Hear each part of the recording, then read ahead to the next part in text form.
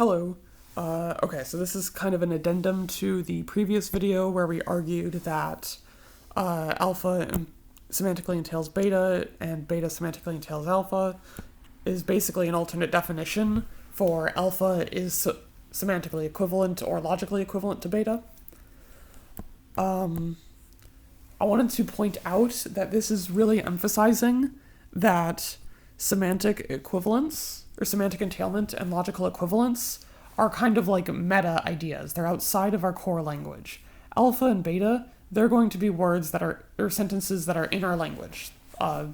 Compound propositions, atomic propositions, whatever they are. They're things that are in the language. You can draw truth tables of them. You can't draw truth tables of alpha semantically entails beta. That's a statement about truth tables. Similarly, a semantically entails is in the similar boat to alpha logically equivalent to. Yeah, the core thing that I wanted to get at here was like alpha semantically entails beta is meta symbols and alpha logically equivalent to beta. This is another meta symbol.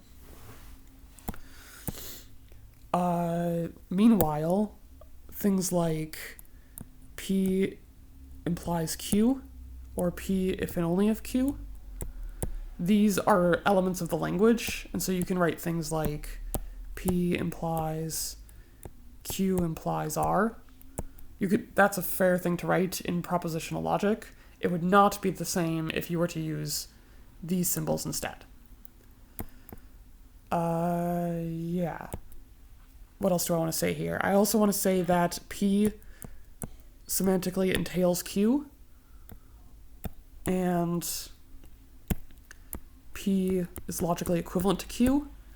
These two kind of have the same meaning. They mean that if P is true, then Q is true. And these kind of have the same meaning as well. They're like saying P and Q have the same truth values.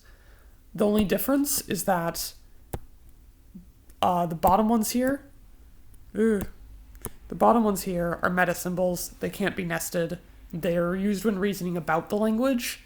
These two here, they are part of the language. So you can do whatever you want with them within the language. And that is my blurb on meta symbols versus regular symbols.